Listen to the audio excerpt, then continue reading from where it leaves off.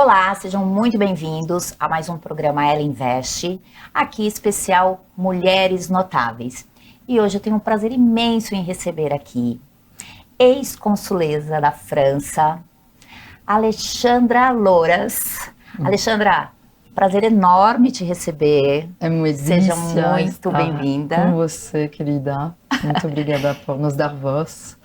Além de ex-consuleza, né, da França e apaixonada pelo Brasil, né, que a gente conversou um pouquinho e a gente conversou um pouquinho sobre essa sua paixão aqui que você veio, você vai falar um pouquinho mais pra gente, mas você também é fundadora do Instituto de Protagonismo Feminino, né? Sim. E também investidora lá do Shark Tank. Exato. Bacana. Especialista em treinamentos corporativos, em diversidades, inclusões, equidade de gênero, criou alguns programas, né? Então eu acho assim bem bacana, eu estava lendo um pouquinho sobre você e eu acho assim, esse tema pra gente tem tudo a ver. E quando a gente fala de mulheres notáveis e trabalhar esses temas, você não está trabalhando só para você está trabalhando para todas, né? Queria que você se apresentasse, fica à vontade. Claro. Não, eu cheguei no Brasil 10 anos atrás e o Brasil foi, dentro dessa coisa um pouco caótica, uma oportunidade para perceber o quanto eu cheguei aqui com o máximo dos privilégios, que é chegar com um cargo diplomático, morando num lugar onde recebia muita gente, assim, uns 6.000 pessoas por ano na residência consular.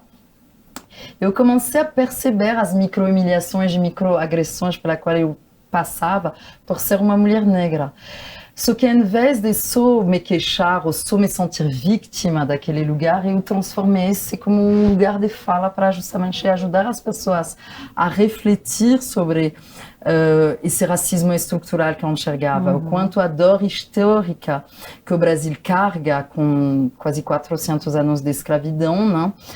Faz ele ainda ter coisas sistêmicas, consequências dessa dor histórica, que faz que eu me incomodava um pouco de transitar sempre em lugares de poder, sendo sempre a única mulher negra, sem ser nem brasileira. Então, usei meu lugar de fala para começar a falar sobre isso, acordar pessoas, e me tornei uma palestrante e referência no mundo corporativo para justamente trazer de forma muito empática esse assunto.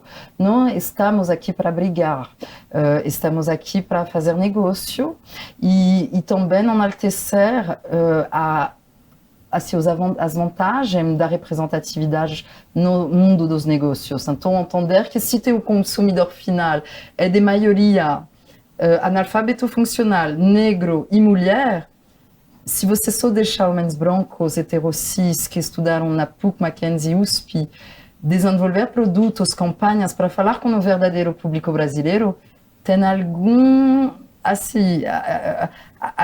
coisa errada que pode atrapalhar você inovar e performar e ter uma rentabilidade maior. Então, hoje me especializo muito para despertar essa consciência, ajudar as pessoas a perceber seus próprios vieses inconscientes e construir uma sociedade um pouco mais justa. Eu acho que sou uma gotinha no oceano, mas pelo menos o Brasil me deu um palco para falar sobre isso. E você vai aprendendo também, né? Você Claro. vai aprendendo sobre o Brasil, você vai se conectando com pessoas. E você falou que isso tem 10 anos, né? E você já consegue perceber mudanças, tanto da forma com que te recebem, que você falou isso há 10 anos atrás, como nessas corporações ou nessas pessoas também essa transformação? Então, eu, de novo, vou dizer que sim, percebo uma grande mudança, uma certa autoridade e respeito em São Paulo. Agora eu vou para Rio ou Salvador, onde eu não sou mais uma figura pública.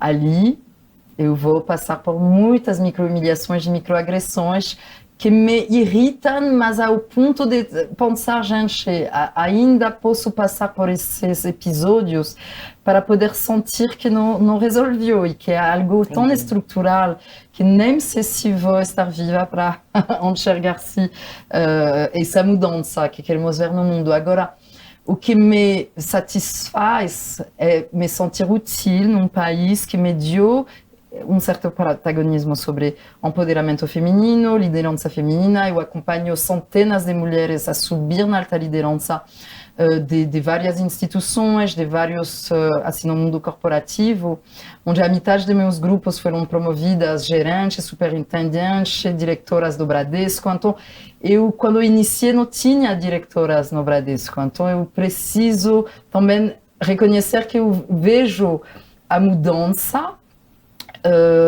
como uma onda positiva, mas eu vejo também ainda a sociedade sendo muito tímida sobre esses assuntos. Meus algoritmos mudaram, com certeza. Sim. Meus algoritmos me mostram muita narrativa de uma mudança claramente óbvia, mas eu acho que são só os algoritmos mesmo. Pois é, e a luta tem que continuar, né? Acho que você está falando, você sai de um território e você vai para um outro, quer dizer, é quase ter que se provar novamente, né? Tá zerado, tá quase zerado. Eu acho isso muito ruim, né? A gente precisa realmente trabalhar cada vez mais isso e ter mais vozes femininas trazendo. E quando a gente traz isso para as corporações, muitas delas colocam top and down isso, né? Tem que ser, você tem que trabalhar todas essas questões, né, de diversidade como um todo. A gente pode estar falando de mulheres, mas a gente tem muitas outras questões que as empresas hoje estão trabalhando e a gente precisa trabalhar o quanto mais e melhor com isso e ter você aí à frente representando é maravilhoso e saber que você, além disso, você inspira muito, né? Eu gosto de mostrar minha vulnerabilidade, explicar que através da minha trajetória, que não foi sempre assim, lida como vitoriosa e tal, eu venho de uma família na França com um pai imigrante da Gâmbia, que caiu no álcool e terminou morador de rua, e uma mãe francesa que vem de um ambiente extremamente racista, onde meus avós, bisavós nunca aceitaram minha mãe branca casar com meu pai negro. Eu tive que crescer dentro dessa complexidade, onde eu aprendi a amar meus avós, bisavós, eles aprenderam também a me amar, e hoje desenvolvi realmente uma expertise sobre empatia e saber dialogar com o outro, que às vezes nem percebe seu próprio preconceito. E assim, acho que o Brasil foi um lugar extremamente forte para mim, para justamente usar esse lugar de fala, esse lugar de atuação, com esse cargo diplomático, para acordar pessoas no topo da pirâmide, na Fiesp, em mais de 100 multinacionais, onde eu fiz consultorias, palestras, para justamente perceber essa falta de perceber o quanto, quando eu cheguei, por exemplo, a um boticário in natura, não tinha maquiagem para belezas plurais, não tinha base para meu tom de pele. E dentro de um país que tem 56% da população que é negra, com 118 milhões de negros que consomem 1,9 trilhões de reais por ano, eles não percebiam que a maioria das vendedoras da Avon eram negras, que a maioria da consumidora final era também negra, porque as alturas dessas estruturas eram monocromaticamente brancas. Quem se tornou a mulher mais rica do mundo em cosmética esses últimos anos é a Rihanna, uma cantora americana que percebeu que tinha que criar uma marca mesmo para abordar os 50 tons de pele. E a L'Oréal não enxergou, a Louis Vuitton não enxergou, agora convidaram ela para entrar no board executivo dela, mas não perceberam essa falta de diversidade no mercado. E acho que todas as marcas têm o mesmo problema, que é um problema faraônico, gigantesco, de não enxergar esse consumidor final. E tem muito preconceito, achando que o negro não consome margarina, ou arroz, ou feijão, quando ele é a maioria da população. E tá aí, né? E nunca tá exposto, né? E nunca vimos uma família negra feliz para vender, promover a margarina. como se nós não podemos estar nesse lugar, precisamos sempre estar numa narrativa extremamente preconceituosa do lugar da babá, da faxineira, ou do criminoso, ou do traficante de droga, quando a maioria dos negros no Brasil estão assim, cidadão do bem, trabalhando, se virando, assim, agregando à sociedade, à economia, consumindo, mas infelizmente ainda estamos longe de perceber essa dignidade mesmo. Dignidade, essa é a palavra.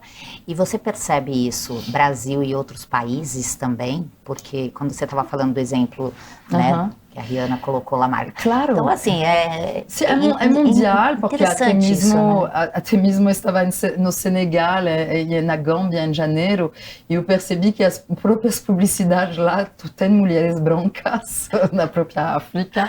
Então, não, é um problema global. Claro que muito maior nos países ocidentais.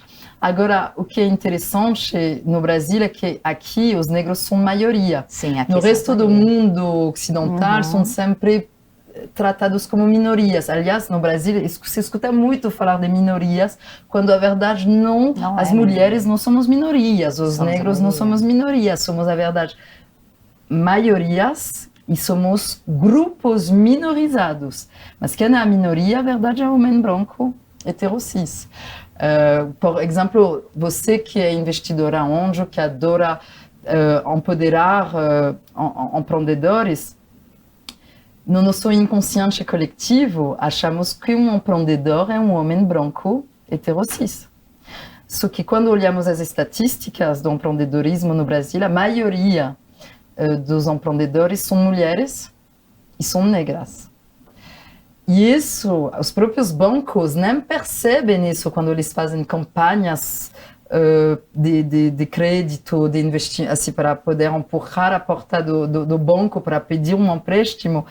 Não tem nosso inconsciente coletivo, ele é tão enviesado que achamos que uma startup só pode ser liderada por um homem branco, e a consequência é que justamente os fundos de investimento, os investidores anjos têm pouquíssimo investimento com assim, empreendedoras negras. Isso é verdade. Isso é verdade. Nós temos, além de ter isso, nós temos poucos investidores negros também. Inclusive, a gente conversou aqui com um dos investidores, que é meu amigo, e ele também tem esse olhar, né? Ele falou assim, olha, Cláudia, eu sou minoria, né? E aí, realmente, a gente tem trabalhado isso nas redes, eu tenho colocado isso, né, para que a gente trabalhe, para que a gente tenha essa consciência. Porque o problema está ali, né? Isso acaba sendo um problema. E a questão da gente também não ter essa diversidade, não tem olhar, e fica parecendo que nós não temos empreendedoras negras. Nós temos ótimas startups, só que muitas vezes elas não se sentem representadas, né? E também não sabem mesmo como trilhar a jornada de buscar um investidor anjo, porque a mulher que está sabe, na saída da estação de ônibus, vendendo seu bolo, café de manhã, ela é uma empreendedora, ela tem uma caixa, como se chama essas maquininhas de pague seguro? Sim. Bom, ela movimenta dinheiro. Assim, quando olhamos os números da economia informal, eu fico feliz de olhar como a Nubank convidou uma Anitta que incomodou a maioria do Brasil, se incomodando com isso. Os Faria Limers piraram de ver uma Anitta sendo convidada no board executivo da Nubank, mas foi a melhor estratégia atual, contemporânea, moderna, inovadora. Quem queremos nos boards executivos? Queremos cabeças pensantes, de pessoas de sucesso que possam mostrar teu próprio negócio com outro ângulo. Pessoas que sabem ler planilhas de Excel, economistas e tal, já tem nos boards executivos, que fizeram IBGC, São Paulo, etc. Já tem. Traz por dentro uma diversidade que possa te mostrar outro vertente do negócio. Então, uma Anitta, que é a maior influenciadora mundial para a cultura brasileira, a cultura do funk, que movimenta milhões, centenas de milhões de dólares no Spotify, gente, ela é, depois do Neymar, a segunda maior influenciadora brasileira, referência mundial. Só que o preconceito de uma mulher negra da quebrada que rebola a bunda porque ela pode justamente escolher o que ela quer fazer com o corpo dela, porque é o corpo dela e as regras dela.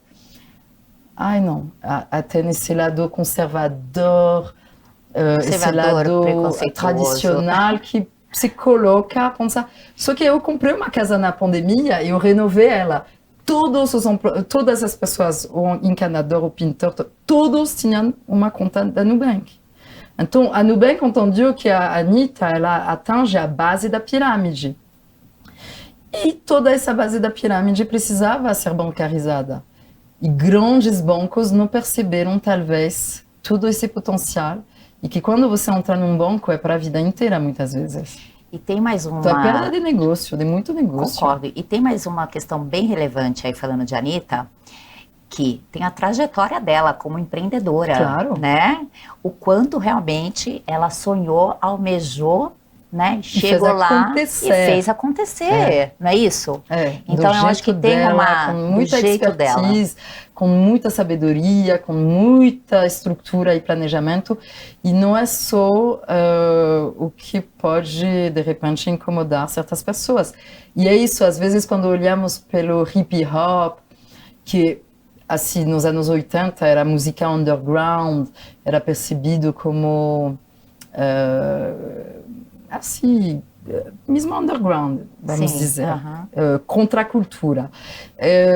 Hoje é a música que mais vende, só que hoje é também o funk, que é uma das coisas que mais vende, que mais gera dinheiro no Brasil. Mas o brasileiro tem tanto preconceito com a própria música e criatividade dele, nem percebe que a Chanel está usando o funk, a Christina Aguilera está usando o funk, todos estão se inspirando no funk, mas até ter muito sucesso no estrangeiro, ai não, funk é muito... é da quebrada. Então vamos enaltecer e perceber que o maior youtuber do mundo brasileiro é o Gonzilla. Número 4 assim, do YouTube, no Wikipedia, uma grande influência através do funk. Então tem muitos números assim, onde eu percebo que o brasileiro tem ainda esse síndrome do colonizado, que acha tudo melhor o que vem de fora. Mas tem tanta produção cultural, tanta inteligência na produção intelectual também, tanto no feminismo, no afrofeminismo, no machinismo que foi criado em Minas Gerais, que é também um movimento que acho muito interessante, que é pouco discutido, que é justamente pensar a equidade dos homens com as mulheres, mas de um ângulo diferente que o feminismo, onde os homens também sofrem de não poder cuidar das crianças, ou de ter que ser o provedor e dar uma pensão para as mulheres. Então, é um movimento também muito interessante. Na vertente dos meus estudos. Eu acho interessante, né? Acho que a gente vai vendo algumas mudanças. Mas interessante que você trouxe várias visões, que você está falando assim, muitos brasileiros não conseguem ver isso. É como se estivesse pensando só dentro da caixa, né? E isso é ruim. Acho que a gente tem que ter essa visão, tem que dar oportunidade, tem que pensar antes de criticar ou de ter o preconceito, fazer uma análise, né?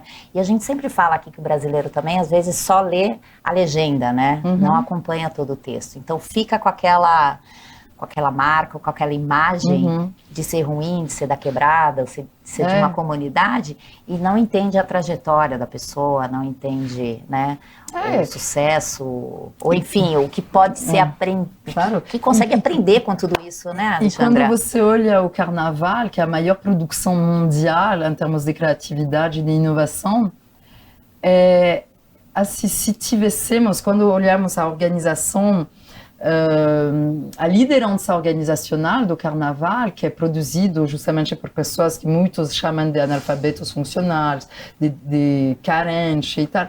Gente, imagina se todos esses negros da quebrada tivessem a oportunidade de colocar a liderança organizacional que eles colocaram no Carnaval na economia brasileira, com as mesmas oportunidades, que os herdeiros, os privilegiados têm.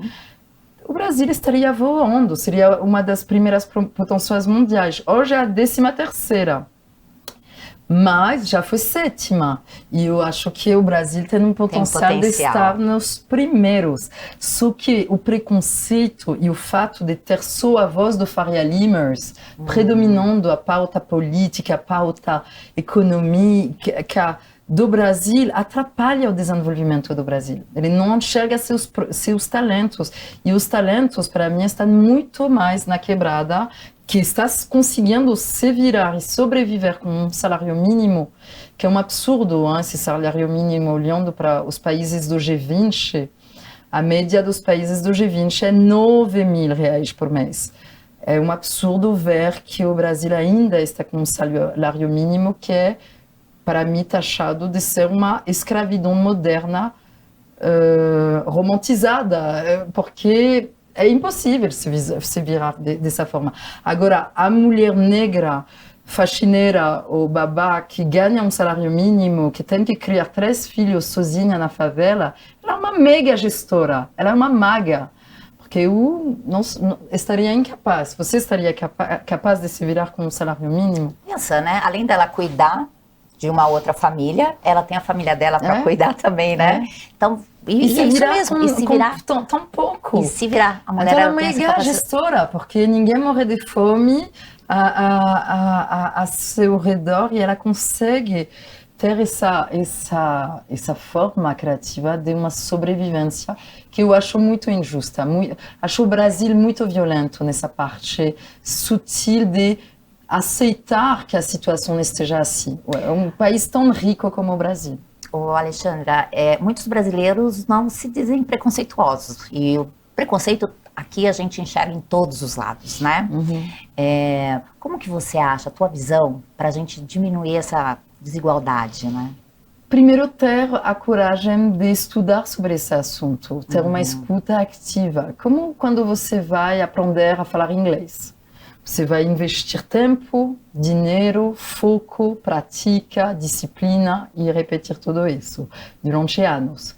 A questão racial, ela é tão sofisticada na forma de ter sido assim colocada, ignorada, ausente durante tanto tempo nas estruturas de poder, que hoje eu acho que precisamos ter um debate nacional sobre realmente a questão sistêmica da consequência da escravidão durante 400 anos, o quanto esse veio formatar enraizado, né?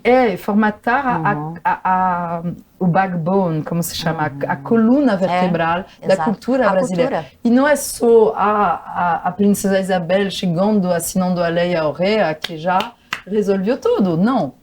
A inferiorização dos negros por tantos séculos, por justamente nós sermos considerados móveis, bens como móveis, como assim, durante tanto tempo onde poderíamos ser estuprados, mortos, abusados, escravizados durante tanto tempo, isso veio formatar. Por isso que hoje eu uso sempre meu lugar de fala para dizer e tentar desconstruir e chacoalhar as pessoas que adoram na classe a falar que é uma questão econômico-social. Falei, não adianta eu ter estudado na melhor escola do mundo em ciências políticas, na Sciences Po Paris, de ter onde se formaram o Macron, o Sarkozy, a maioria dos CEOs da França.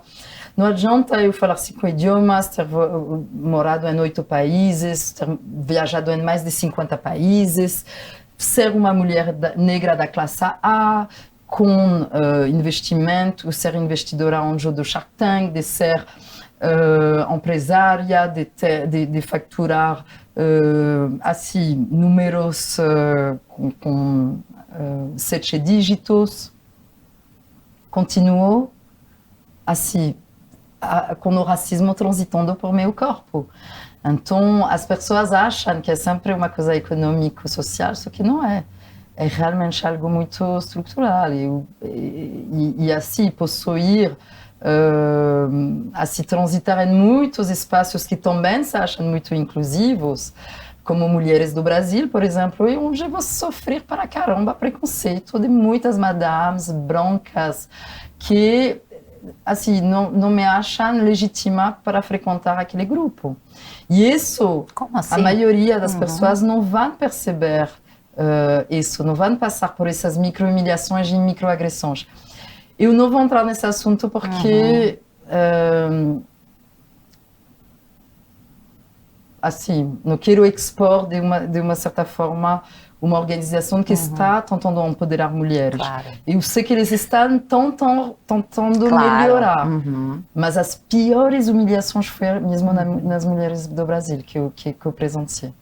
Então, porque eu acho que também o feminismo da mulher branca também inferioriza a mulher negra, porque quando a mulher branca se empodera justamente para poder trabalhar, ela não percebe que a mulher negra ela já chegou no Brasil trabalhando de graça, sendo escravizada, e que as questões do afrofeminismo são diferentes do feminismo branco, e que quando a mulher branca se empodera para ir trabalhar e desenvolver sua carreira, muitas vezes tem uma mulher preta na cozinha, cuidando da sua própria família.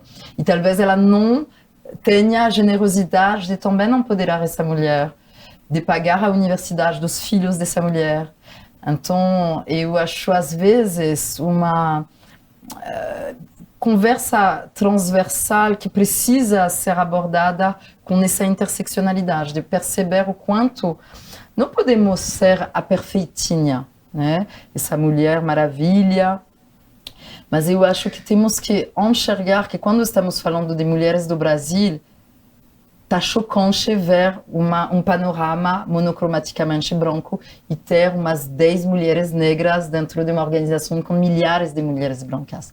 Temos que trabalhar urgentemente essa inclusão, essa diversidade dentro de um grupo que se chama Mulheres do Brasil.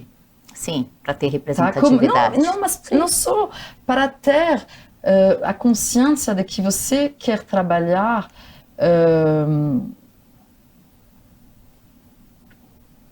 o empoderamento feminino, precisamos realmente ter a coragem de enxergar o quanto, quando estamos ostracizando a maioria dessas mulheres, tem algo errado na estrutura.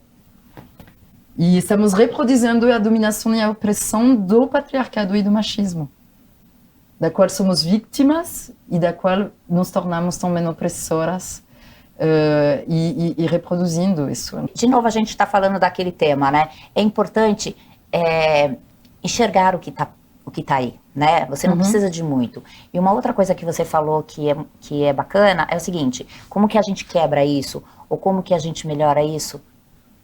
Fazendo, sim, né? E tendo a coragem de ouvir a coisa que te incomoda, sim, que te tira daquela zona de conforto onde você se acha a boazinha, a fofinha, que está mudando, fazendo a mudança que queremos ver no mundo. Tenta também trazer esse lugar de justamente ouvir o outro que vai te sair da tua zona de conforto, porque tem muita dor ali que não queremos ver, enxergar, sentir, acolher. E eu também peguei muitas pancadas, porque eu também não enxergo meu privilégio, eu também não vou sentir o que a mulher negra, LGBTQIA+, PCD, da quebrada sente. Eu também não entendo dos meus privilégios, eu nunca vou saber o que uma mulher com vitiligo, com albinismo, sente e sofre no dia a dia. Então, com certeza, me aproximando com muitas pessoas, por exemplo, trans, através das minhas palestras no Brasil inteiro, me fez também ter muito mais empatia sobre a questão trans, porque escutando justamente intelectuais trans explicar o porquê eles se tornaram intelectuais e palestrantes, muitas vezes é só porque a própria família deles acolheu essa realidade deles. E os outros, por ser rejeitados, caíram na prostituição. Então, às vezes, o fato de ter uma rede de apoio, de ter tua família, de ter dignidade econômica, dignidade no teu ser, precisa, às vezes, ser justamente uma fala franca, uma fala desconfortável, mostrar a vulnerabilidade, ouvir, acolher a vulnerabilidade do outro.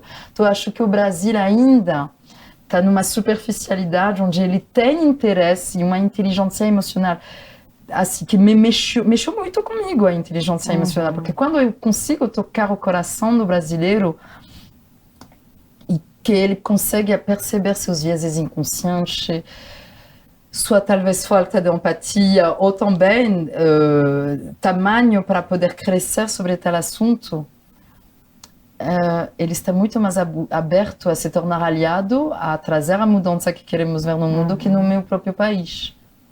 Meu país está muito no racional, muito na cabeça, tem pouca empatia e muito pouca habilidade para sentir no coração. O que o brasileiro me mostrou é justamente esse coração que vibra. Então, hoje, eu me sinto muito mais eficaz aqui quando você me pergunta se tem outros países com essas questões. Claro, o mundo inteiro foi mapeado para inferiorizar a história do negro. É extremamente sofisticado a forma de ter essa supremacia branca que continua de forma muito sutil. Agora temos que celebrar nossas belezas plurais, nossas questões plurais. Eu acho que é ali que vamos crescer. Por isso que quero muito mais mulheres na alta liderança, porque vou te dizer, 80 ou 90% das empresas que me contratam para falar sobre diversidade étnico-racial são mulheres brancas, brasileiras. Então, elas, por ter sofrido da questão de gênero, quando elas chegam no topo, abrem a porta para justamente vir falar da diversidade étnico-racial como você está fazendo hoje. Que ótimo. Isso é porque bom. Nos dar voz faz parte. Gostei muito, quero saludar também tuas filhas que te provocaram para você trazer a diversidade. Que às vezes temos que ter mentoria dos nossos mais jovens, dos nativos digitais que nos cutucam. Meu filho me cutuca o tempo todo. Seu filho tem 10 anos, né? Mas isso que é bom, porque é bom se cutucar também pelos filhos, né? É bom que eles... Porque os filhos aprendem com o exemplo, né? E como eu tenho 2 adolescentes, e o tema de diversidade, todas as questões sociais, são temas que elas não só discutem em casa, mas na escola também, e isso já está enraizado, eu acho isso fantástico. Então, eu tenho essa missão também, junto com as minhas meninas lá. Muito legal. E deixa eu te fazer uma pergunta. Brasil. Você escolheu o Brasil, você está aqui, e você pretende continuar aqui? Como é que você está fazendo os seus planos, né? Porque trabalho você tem muito. Eu acho que esse panorama que você tem, essa tua vivência, essa tua experiência, esse teu amor, carinho com que você fala, eu acho especial, né? Queria saber aí se você tem essa... E você não é a primeira. Eu acho que, justamente, voltando para esse síndrome do colonizado, tem tanta gente que não consegue entender porque eu escolhi o Brasil, em vez de morar em Paris, em vez de continuar na diplomacia como embaixadora em outros lugares do primeiro mundo. Mas o Brasil, para mim, é um lugar fantástico. O Brasil é, para mim, um lugar que mexe tanto comigo que eu adoro mexer com ele de volta. Então, o Brasil me cutuca, eu cutuco de volta. Mas eu me sinto eficaz aqui, minha vida vai, com certeza, ser no Brasil. Eu gosto da ideia de ser assim, nomade digital, de ir produzir conteúdo para marcas, viajando. Esse é um sonho que eu tenho. Porque adoro transitar pelo mundo, adoro descobrir culturas e tenho uma pegada bem diferenciada, mas minha base é o Brasil. Eu não me vejo voltar para a França de jeito nenhum. Agora posso amanhã, não sei, fazer alguma provocação, né? Onde eu vou ser cancelada, não sei. Não, eu realmente me vejo continuar no Brasil. nós somos ausentes, né, de ser cancelados. Seus pilares.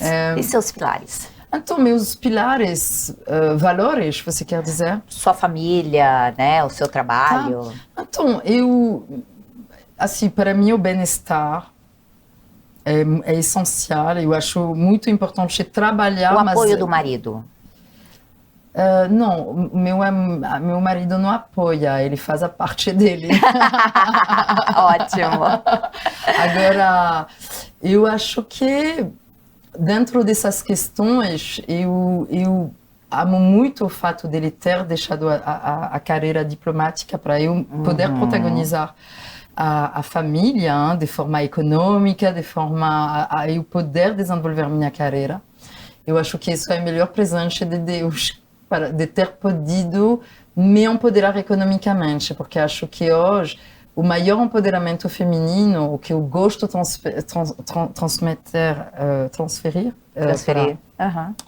para os empreendedores que eu acompanho, pelo qual eu dou mentoria, é justamente essa coisa. Empoderar a mulher é entender que o empoderamento econômico tem assim, o maior empoderamento feminino, quando podemos ser donas da nossa própria trajetória, porque somos criadas com o síndrome da princesa, já desunidas porque temos que competir para o único príncipe encantado que vai resgatar nossa existência e resolver tudo para nós. Então, nós somos ensinadas a desenvolver talentos, dons, que temos, porque temos que ser boazinhas, quietinhas, bem comportadinhas, bonitas.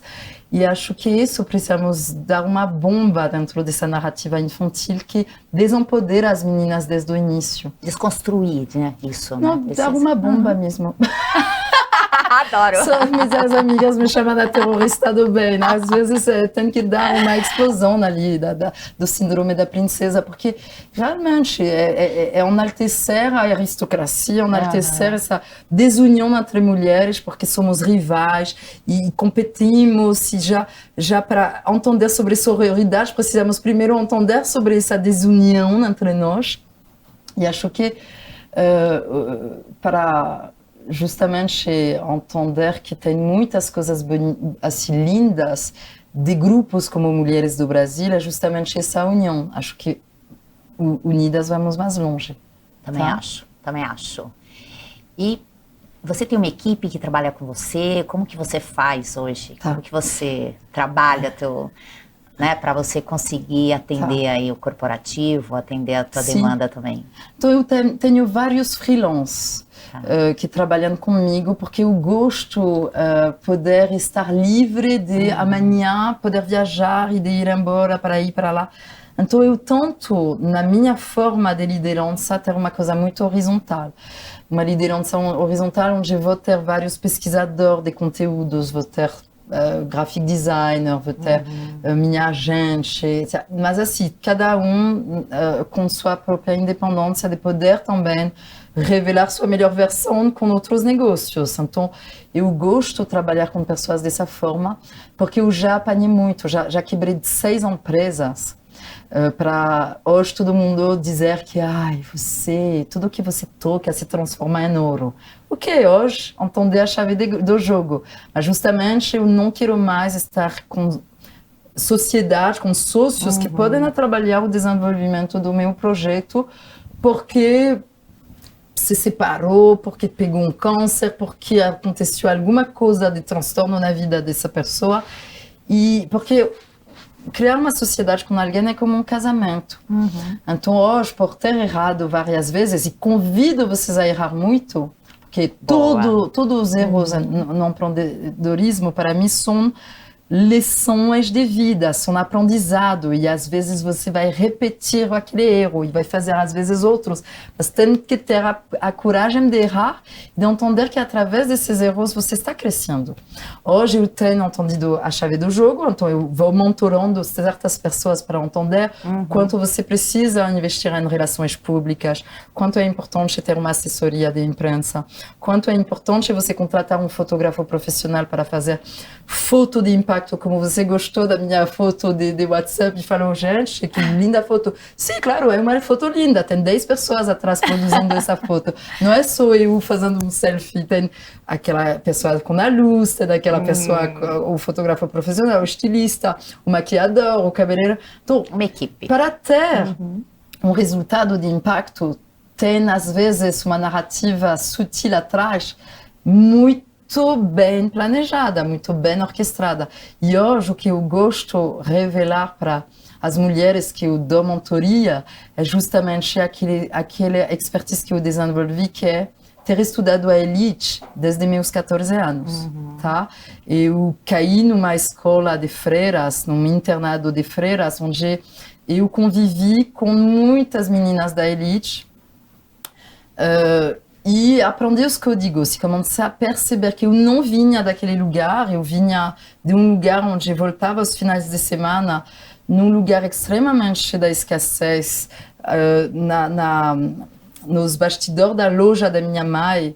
Ela tinha uma livraria e morávamos, sabe, naquele lugar onde se coloca os livros, a reposição. Sim. Então, morávamos num lugar, numa sala muito pequenininha, que era o lugar de reposição, era ali que morávamos. O banheiro era um banheiro turco, com aquele buraco, e colocava um pedaço de madeira em cima para tomar banho. As pessoas sempre enxergam Paris como Chanel, Champagne, Torre Eiffel. Nós temos também nossa linda quebrada. Eu venho daquele lugar.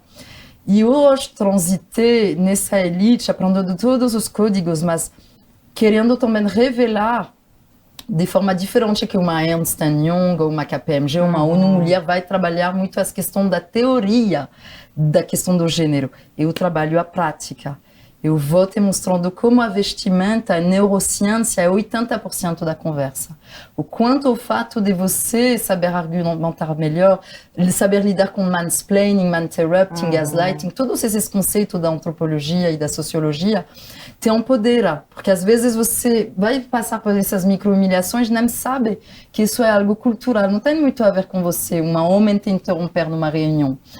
Eu ajudo as mulheres a revelar sua melhor versão para também entender que quando você vai falar dos teus prêmios, das tuas 3 conquistas profissionais ou pessoais, você vai ter uma narrativa onde não é para ser humilde, é para justamente se destacar, para mesmo as pessoas te respeitar e sair daquele lugar do estereotipo da bruxa, da secretária, da ignorante, etc. Você precisa sempre transitar nos espaços. Eu preciso sempre relembrar as pessoas de onde eu estudei, de meus títulos, do meu pedigree, porque senão caiu naquele estereotipo da faxineira, ou da babá do meu próprio filho, ou da própria empregada da minha própria casa. Então, cadê sua patroa? Ou me entrega no casaco ou para a chuva, porque acham que sou a hostess do meu próprio evento, quando sou anfitrião. Então, isso são momentos onde eu falo, Deus me deu uma trajetória muito privilegiada para fazer alguma coisa sobre isso. Porque hoje a embaixadora da França é negra. Você já ouviu falar dela? E você está fazendo muito bem.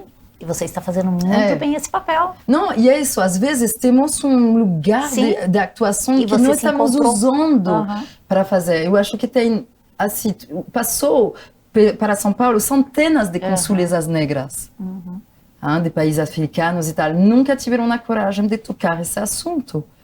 E eu fui muito bem recebida, tanto para o mercado de moda, de arte contemporânea, dessa elite, para ouvir, talvez, meus transtornos, que talvez era assim, mais palatável que escutar a mulher negra brasileira da favela.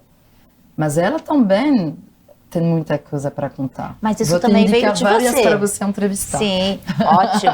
Mas isso também veio de você, da tua inquietude, né? Da tua vontade de não só conhecer mais, mas também de contribuir. Mas do privilégio também. Eu sei, mas você poderia ter o privilégio e não compartilhar. Além de você compartilhar, você ajuda, né? Muitas.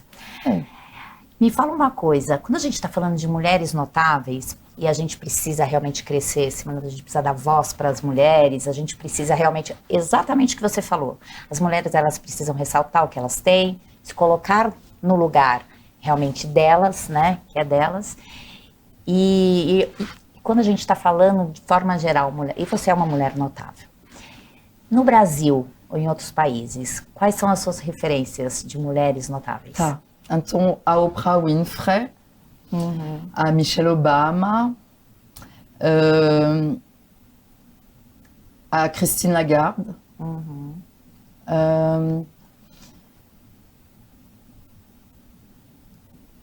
a Rokhaya Diallo. Acho que a primeira é Rokhaya Diallo, Maravilhosa. que é a nossa Angela Davis francesa, que me acordou sobre a questão racial.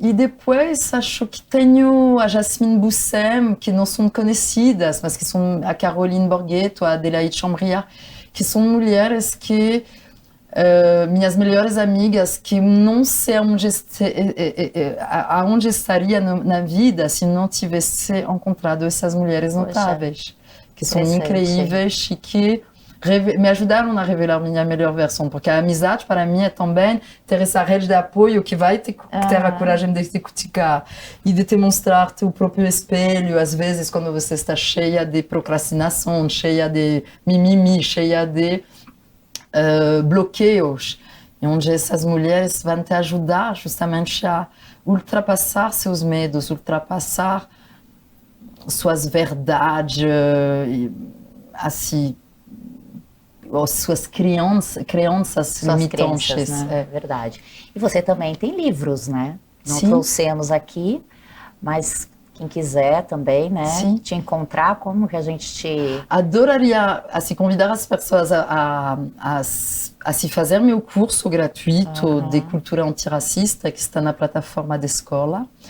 Convido também vocês a comprar meus livros, mas a maioria são esgotados já. Então, podem me encontrar no Instagram, onde estou assim, sempre muito ativa, no Facebook também, com a Alexandra Loras. E assim, não sei se você vai escrever. A gente vai colocar assim depois, mas eu queria muito agradecer você aqui, eu achei você fantástica, realmente uma mulher notável. Obrigada, querida. E se quer deixar alguma mensagem final aí para as mulheres, para todos, né, de uma forma geral? Gostaria de deixar uma dica que mudou minha vida, que justamente essa Jasmine Boussem me levou para uma festa da Elite uns 15 anos atrás só. E eu me sentia muito fora daquele lugar, não me sentia no pertencimento de transitar naquele lugar. E ela, que vem de uma família, ela é muçulmana, que na França é quase pior que ser negra. E ela chegou lá no lugar, passou na frente de todo mundo, foi super bem recebida pelo segurança, o organizador da festa, todo mundo vindo falar com ela, como se fosse a organizadora do evento. E eu querendo sumir naquela parede, de ninguém me ver, porque não me sentia bem naquele lugar da Elite. E ela, depois eu perguntei, porque ela vem de uma família disfuncional como a minha, com pais analfabetos que vieram da Algéria, na África. Ela nasceu lá, aliás, e tem assim, irmãos que foi preso por tráfico de droga, bom, coisas complicadas. E eu perguntei, Jasmine, mas como você faz para se sentir tão à vontade nesses lugares que não são nossos? E ela me falou uma coisa que mudou minha vida e que quero realmente passar para vocês hoje. Ela me falou simplesmente, eu me sinto como a dona do lugar. E ser dona do lugar não é ser assim, com a nariz empinada, transitando. Não, tenta pensar, quando você está no seu lugar, na sua própria casa, você recebe familiares e amigos no seu lugar. Você é acolhedora, você está dona de si, você está assim, no acolhimento de deixar a pessoa à vontade, de agregar, para que esse momento seja precioso. Então, tenta pensar e praticar essa dona do lugar, transitando em todos os espaços, como se você fosse proprietário desses lugares. Então, essa semana, pratica entrando no Pão de Açúcar como se você fosse a Bíblia Diniz. Entrar no ônibus como se você fosse Ana Ruas. Entrar na clínica do dentista como se você fosse a proprietária do prédio inteiro. Essa é uma conversa silenciosa dentro de você que vai fazer você se sentir no seu lugar, se sentir na legitimidade, no pertencimento de todos os lugares. E isso realmente me ajudou muito a aprender a transitar de forma diferenciada. Então, aliás, não esqueça de me entregar a chave do estúdio, porque cheguei aqui como a dona do lugar. E eu amei, querida, te amei aqui. Prazer enorme, né, de ter aqui. Foi muito bacana compartilhar isso com você. Agradecida. Obrigada. Que você continue com essa paixão pelo Brasil, pelas brasileiras, pelos brasileiros e com esse teu olhar e abrindo as nossas cabeças muitas vezes. Obrigada, prazer querida. enorme. Merci. Somos espelho. Obrigada por o que você faz também. Maravilha. Obrigada.